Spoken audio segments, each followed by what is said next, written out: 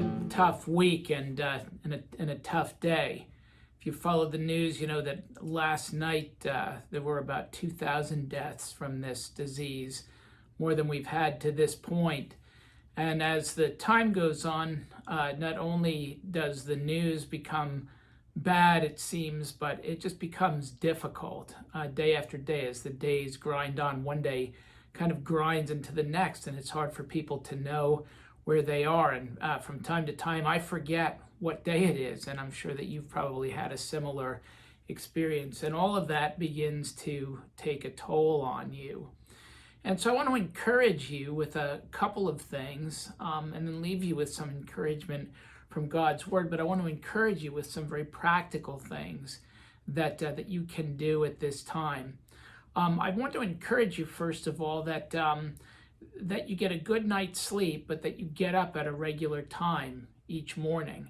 Don't let one day just simply fade into the next.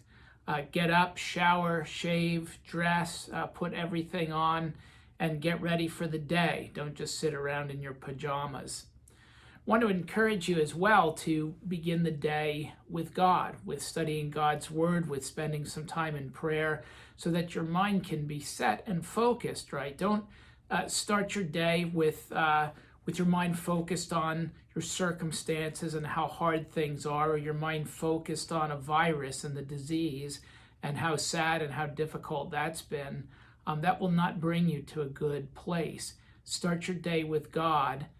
Read His Word, spend some time praying for people, and then make a to-do list and figure out the things that you need to get done that day. And as part of that to-do list, ask yourself, what can I do to help at least two other people today? Or there are two other people around that I might be able to do something to help. Relieve somebody who's in distress, or help someone with something that they need help with, so that we can redeem this time and we can make the most of it. I also want to encourage you that if there are things that prey upon your mind, to keep away from those things. You know, the constant barrage of news, it's good to be informed, but the constant barrage of news of fighting that might go on among politicians, or just the bad news having to do with this virus, if it's listened to hour after hour, will just weigh you down. You can get the news in the morning or at the end of the day, and let it rest then. You're not going to do anything to change the news that's coming out. You don't need to be exposed to it all the time.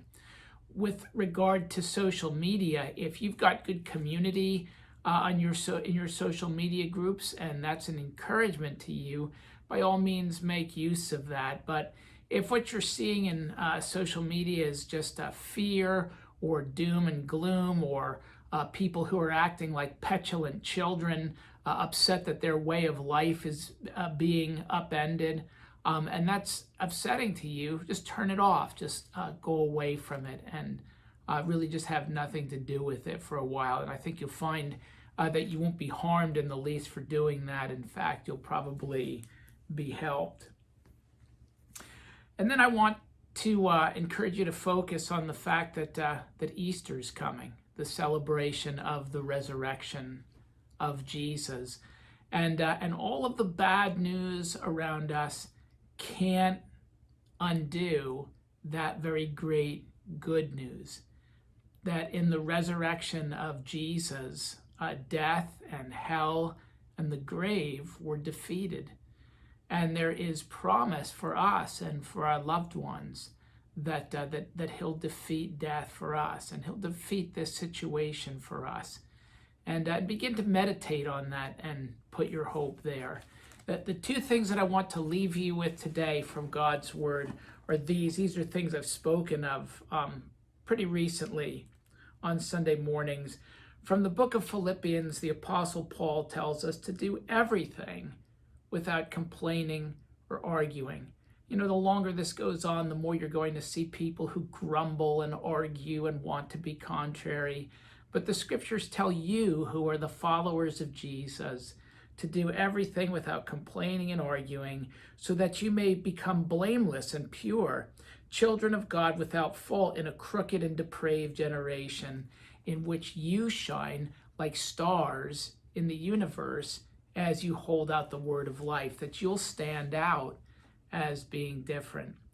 And the other thing I want to leave you with is from Romans chapter 12 and verse 12. It's a verse that I've memorized, and I repeat it to myself often throughout the day and hope you will too. And that verse simply says this: be joyful in hope, be patient in affliction, and be steadfast or faithful in prayer.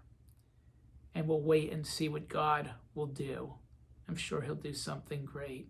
God bless and keep you today.